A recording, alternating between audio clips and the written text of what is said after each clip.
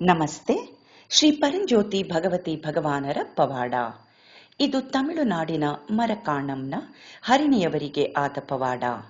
ಅವರು ಹೇಳುತ್ತಾರೆ, ನೇಮಂನಲ್ಲಿ ಯುವಕರಿಗಾಗಿ ನಡೆಯುವ ಪ್ರಕ್ರಿಯೆಗಳಲ್ಲಿ ನಿರಂತರವಾಗಿ ಭಾಗವಹಿಸುವ ಮೂಲಕ ಶ್ರೀ ಪರಂಜ್ಯೋತಿ ಭಗವತಿ ಭಗವಾನರ ಅನುಗ್ರಹದಿಂದ ನನ್ನ ಜೀವನದಲ್ಲಿ ನಡೆದ ಸುಂದರ ಪರಿವರ್ತನೆಗಳು ಮತ್ತು ಪವಾಡಗಳನ್ನು ಹಂಚಿಕೊಳ್ಳಲು ಬಯಸುತ್ತೇನೆ.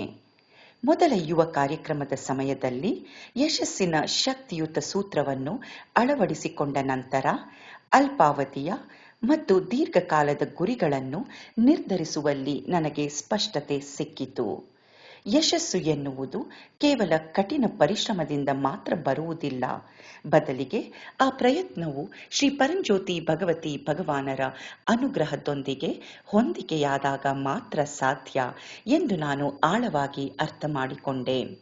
ಕಂಪನಿಯಲ್ಲಿ 2 ವರ್ಷಗಳಿಂದ ಪ್ರಾಮಾಣಿಕವಾಗಿ ಕೆಲಸ ಮಾಡುತ್ತಿದ್ದರೂ ನನಗೆ ಯಾವುದೇ ಮಾನ್ಯತೆ ದೊರೆತಿರಲಿಲ್ಲ. ಆದರೆ ಈ ಕಾರ್ಯಕ್ರಮದಲ್ಲಿ ಭಾಗವಹಿಸಿದ ನಂತರ ದೈವಿಕ ಕೃಪೆಯಿಂದ ಪ್ರಮೋಷನ್ ಪಟ್ಟಿಯಲ್ಲಿ ನನ್ನ ಹೆಸರು ಸೇರ್ಪಡೆಯಾಯಿತು. ಇದು ನನಗೆ ದೊಡ್ಡ ಪವಾಡವಾಗಿತ್ತು. 2ನೇ ಯುವ ಕಾರ್ಯಕ್ರಮದಲ್ಲಿ ಕೃತಜ್ಞತೆಯ ಮಹತ್ವವನ್ನು ಕಲಿತೆ. ಈಗಾಗಲೇ ಇರುವುದನ್ನು ಪ್ರಶಂಸಿಸುವ ಬದಲು ನಮ್ಮಲ್ಲಿ ಇಲ್ಲದಿರುವುದರ ಬಗ್ಗೆ ನಾವು ಎಷ್ಟು ಹೆಚ್ಚಾಗಿ ಗಮನ ಹರಿಸುತ್ತೇವೆ ಎಂದು ನನಗೆ ಅರಿವಾಯಿತು. ಇದು ಜೀವನದ ಬಗ್ಗೆ ನನ್ನ ಸಂಪೂರ್ಣ ದೃಷ್ಟಿಕೋನವನ್ನೇ ಬದಲಿಸಿತು.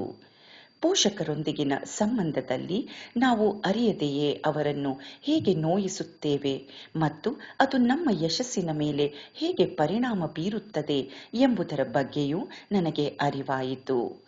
ಈ ತಿಳುವಳಿಕೆಯು ಸಂಬಂಧಗಳ ಬಗ್ಗೆ ನನಗಿದ್ದ ಗೌರವವನ್ನು ಮತ್ತಷ್ಟು ಹೆಚ್ಚಿಸಿತು.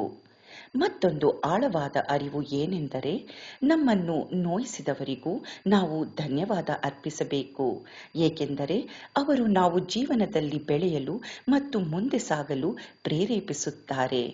ಈ ಆಂತರಿಕ ಬದಲಾವಣೆಯ ನಂತರ ಕೆಲಸದಲ್ಲಿ ಮನ್ನಣೆ ಸಿಕ್ಕಿತು.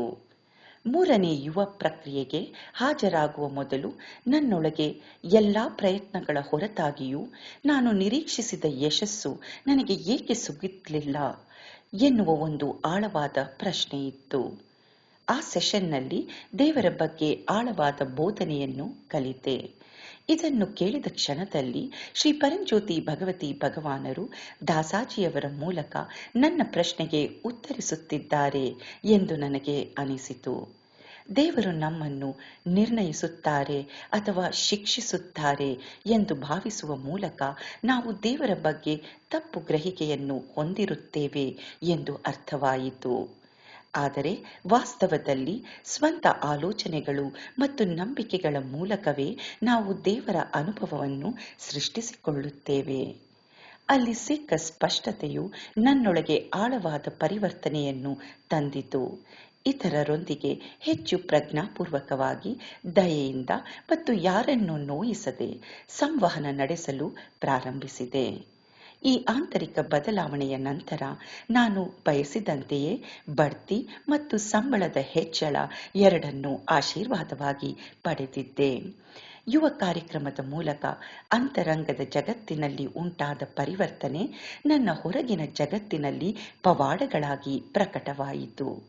ಶ್ರೀ ಪರಂಜ್ಯೋತಿ ಭಗವತಿ ಭಗವಾನರ ದೈವಿಕ ಪಾದಕಮಲಗಳಿಗೆ ಕೃತಜ್ಞತೆಯಿಂದ ತುಂಬಿದ ಹೃದಯದಿಂದ ಪ್ರಣಾಮಗಳನ್ನು ಅರ್ಪಿಸುತ್ತೇನೆ ಮತ್ತು ಈ ಸುಂದರ ಪ್ರಯಾಣದಲ್ಲಿ ನಮಗೆ ಮಾರ್ಗದರ್ಶನ ನೀಡಿದ ದಾಸಾಜಿಯವರಿಗೆ ಪ್ರಾಮಾಣಿಕ ಧನ್ಯವಾದಗಳನ್ನು ಸಲ್ಲಿಸುತ್ತೇನೆ.